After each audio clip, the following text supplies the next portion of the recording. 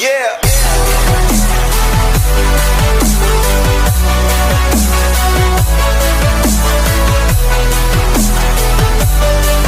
Hey everyone, it's Heihachi here, and for today's video, so Kazuya Mishima from the Tekken series was a very unexpected reveal for this year's E3, because no one expected this character or even predict this to be this year's big E3 reveal, because everyone else was mostly predicting the characters such as Crash Bandicoot, Rayman, Sora, Dante, Master Chief, Doom Guy, Ryo Hayabusa, etc, etc, but no one expected or even predicted this character to be part of the second Fighting Pass of Smash Bros. Ultimate, a Tekken character nonetheless. And you know what? I really don't mind, because every single DLC character for the second Fighting Pass has been full of unexpected and great surprises so far. And not only that, this also marks the first very time that Tekken is now getting its full fighter representative. And you know what? I think it's about time for that series to finally get itself a fighter as part of the Smash Bros. Ultimate's character roster, because Bandai Namco and the series was really desperately needing to get like some sort of a character representative from the series, and especially a second Bandai Namco rep, since it has been like 7 years since Pac-Man's inclusion. So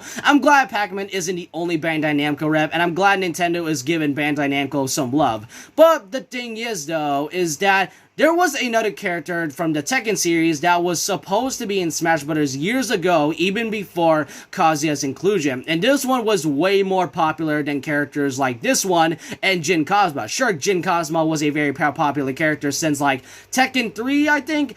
There was another character that really has one of the most biggest votes for the Tekken franchise, and that character would be Heihachi Mishima, who is the father of Kazuya Mishima. This character, to really explain it, has a very interesting history about his inclusion coming to Smash Bros. Ultimate, because there was a lot of interesting development issues regarding about this character, and this was supposed to be the Tekken character back in Smash 4. But that's why in this video, we are going to be discussing about this character's history in the Tekken series, and is mostly his Smash Bros. Character appearances, and even explain it in the end of why this character wasn't chosen, and why Kazuya was even chosen over characters like Heihachi or Jin Kazuma or any of the other Tekken characters. That's kind of what we're going to be doing in this video, and this is pretty much some sort of like a Father's Day special, because I did say that Heihachi is the father of Kazuya, so this video does take place in Father's Day,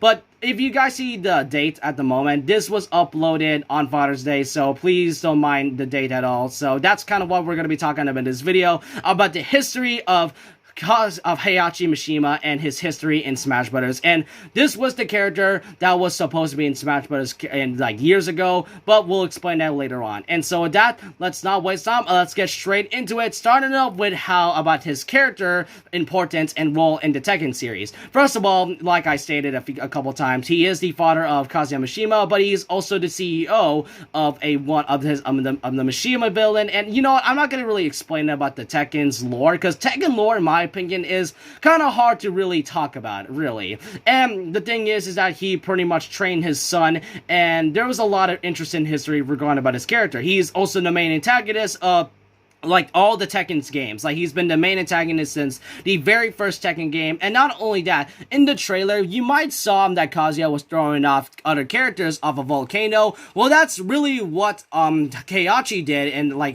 that's kind of what Heihachi did. So it's kind of like some sort of like a family tradition for the Mishima family to do. So that's really what his role is supposed to be in the Tekken series. He is pretty much a CEO of a very famous company. He also trained Kazuya, and he even has the whole family tradition thing, and he's also the main antagonist. But what about his role in Smash? Well, the thing is, like, first of all, Tekken series has been one of the most popular 3D fighting games known to exist, and even is to this very day. But the lack of inclusion of the franchise in Smash Bros. Was sort of odd and really lacking, because for some reason, you see, there was a lot of disappointment when it came back in Smash 4, because Heihachi became a Mii costume back then, and it really disappointed the fans who wanted a character from Tekken. And not only that, this character costume would later return in Ultimate, which really disappointed fans even more, because everyone was expecting other characters from the Tekken series, most likely Heihachi, though there was characters like Yoshimitsu or Jin Kazuma, but yet this character is still still has the highest votes of all of the Tekken characters. But it was really just disappointing for fans of the Tekken franchise to have this character return as a Mii costume. But like I said in the beginning, this character was supposed to be in Smash Bros. As part of the roster. But in like an interview with Masahiro Sakurai and Source Gaming, there is a reason why exactly. That's because Heihachi Mishima had a very difficult moveset, and I'll explain it later on soon.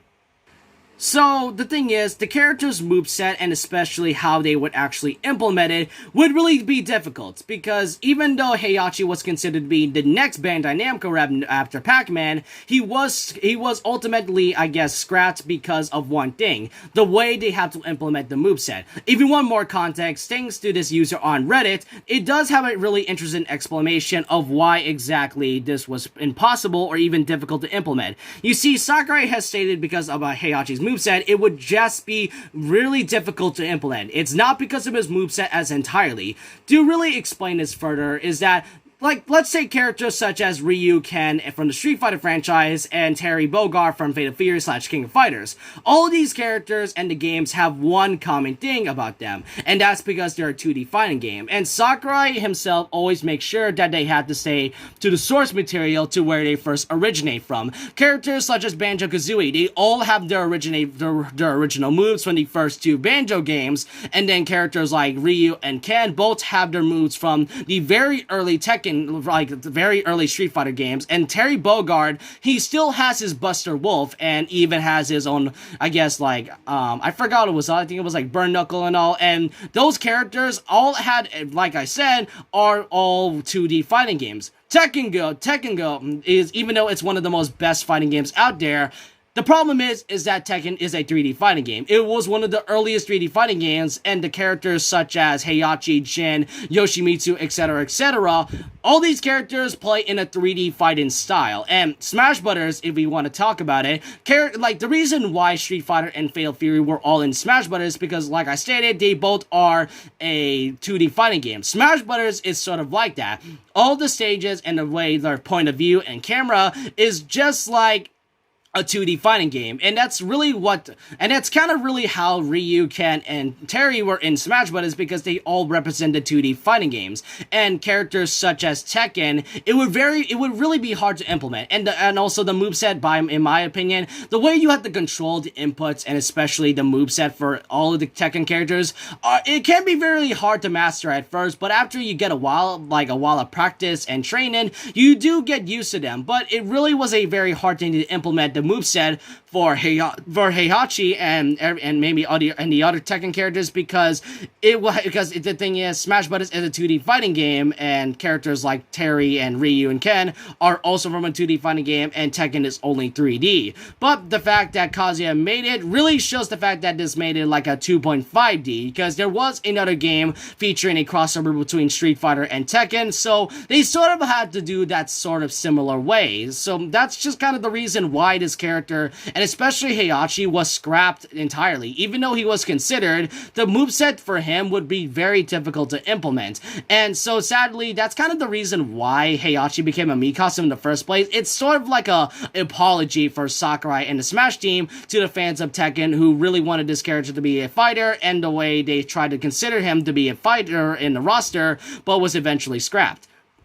But that just leaves the question. The thing is that why exactly was Kazuya chosen over these characters such as Heihachi and Jin Kazuma? Because we all have to remember that at the time before Kazuya's inclusion, these two characters, Heihachi and Jin, were one of the most popular Tekken characters to be in Smash Bros. Because the thing is that even though Heihachi has appeared in a couple other appearances rather than just Tekken, such as I guess PlayStation All-Stars and Soul Calibur 2 as guest characters. Even though I guess like PlayStation All-Stars is like, I guess, I'm not sure about its history, but Heihachi and Jin Kazuma were both the most popular Tekken characters to possibly come into Smash Bros.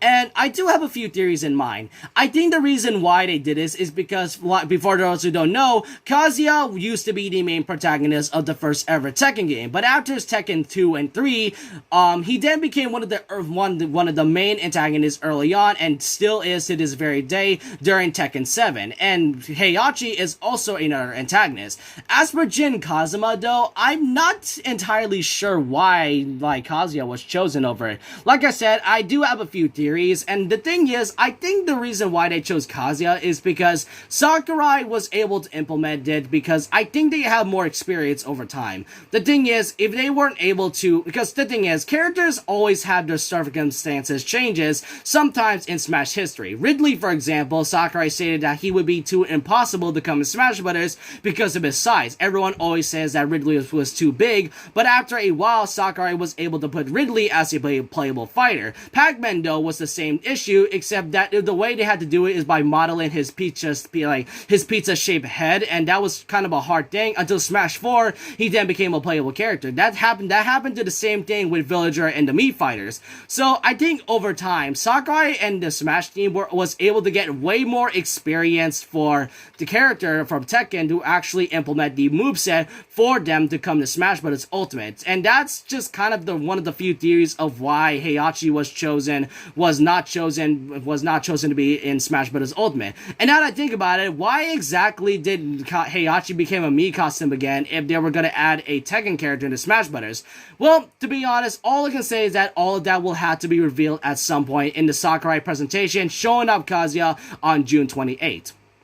And so with that, let me know what you guys think in the comment section below. What would you all really would have think if Heihachi was supposed to be in Smash Bros? Do you think you would still play him, or would you just not, or I just want to know all your opinions below of what you think about Heihachi's inclusion in Smash Bros. If he was supposed to be a fighter back in Smash 4 or even in Ultimate. There was a lot of things going on about this character, and I do find his history in the Smash Bros. Pretty cool and all. And also, before I end on this video, I just want to say Happy Father's Day to everyone else out there. And so with that, leave a like, comment, subscribe, hit the notification bell for more videos, and also follow my Twitter, and I'll see you guys next time. And remember this, once a legend, always a legend.